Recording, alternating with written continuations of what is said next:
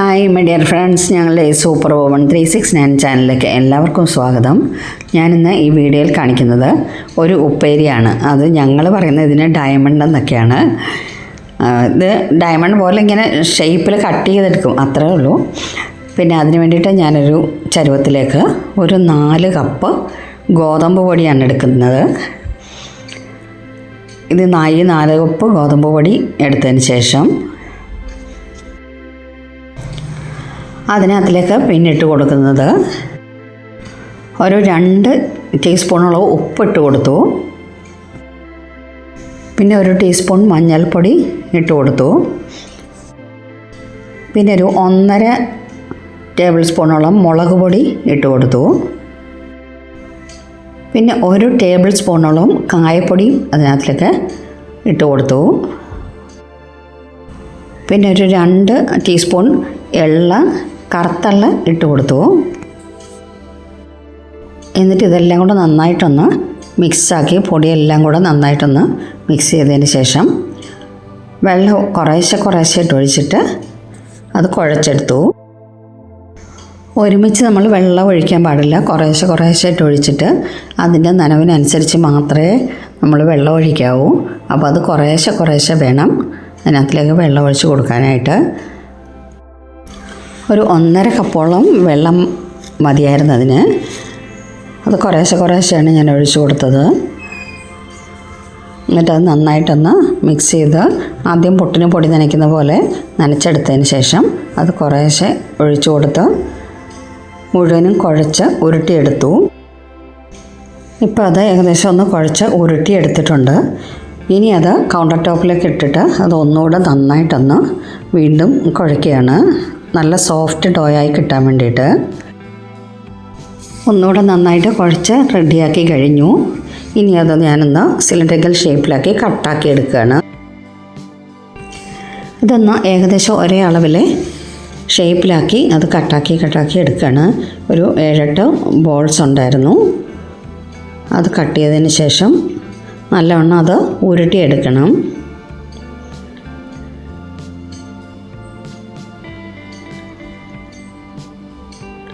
അത് കട്ട് ചെയ്ത് കഴിഞ്ഞു. ഇനി അത് നന്നായിട്ടൊന്ന് ഉരുട്ടിയെടുക്കണം. ഓരോ ബോൾസും പിന്നെ നമ്മൾ ചപ്പാത്തിക്ക് പരത്തുന്നത് പോലെ പരത്തിയെടുക്കുകയാണ്. ഓരോ ബോൾസും ഞാൻ ആദ്യം നല്ലവണ്ണം ഉരുട്ടി നല്ല ഷേപ്പാക്കി വെച്ചു.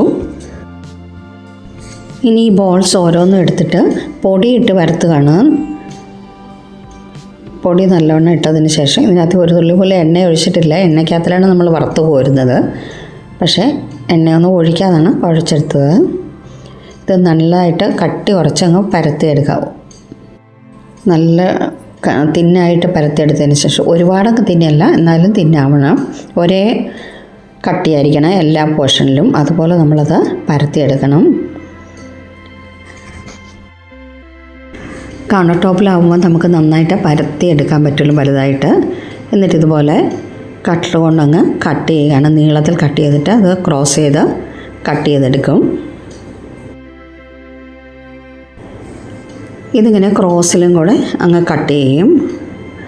അല്ലെങ്കിൽ നമുക്കിതിൽ ഓരോന്നും എടുത്തിട്ട് ചരിച്ച് കട്ട് ചെയ്യാം. അങ്ങനെ ഞാൻ കുറച്ച് കട്ട് ചെയ്തിട്ടുണ്ട്.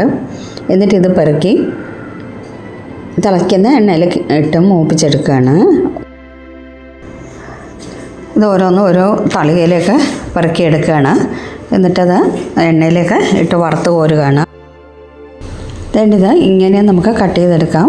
ഓരോന്നെടുത്തിട്ട് സെപ്പറേറ്റ് ആയിട്ട് കട്ട് ചെയ്യാം സൈഡിലേക്ക്. എന്നിട്ട് പിന്നെ ഞാനിങ്ങനെ കട്ട് ചെയ്തെടുത്തു. ഈസിയായിട്ട് നമുക്ക് ചെയ്യാൻ പറ്റുന്നൊരു പലഹാരമാണിത്. എളുപ്പമാവുകയും ചെയ്യും. കുട്ടികൾക്ക് ഒരുപാട് ഇഷ്ടപ്പെടുന്ന ഒരു പലഹാരവുമാണ്.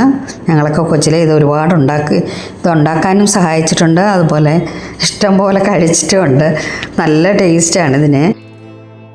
അമ്മയും വീട്ടിലുള്ള ഹെൽപ്പ് ചെയ്യുന്ന ആൾക്കാരും എല്ലാവരും കൂടെ ഉപ്പേരി വറക്കാനിരിക്കുമ്പോൾ ഞങ്ങളൊക്കെ ചെല്ലും ഇതുപോലെ ഹെൽപ്പ് ചെയ്യാനൊക്കെ. അപ്പോൾ ഇത് പണ്ടേ ഇഷ്ടമുള്ളൊരു പരിപാടിയാണ്.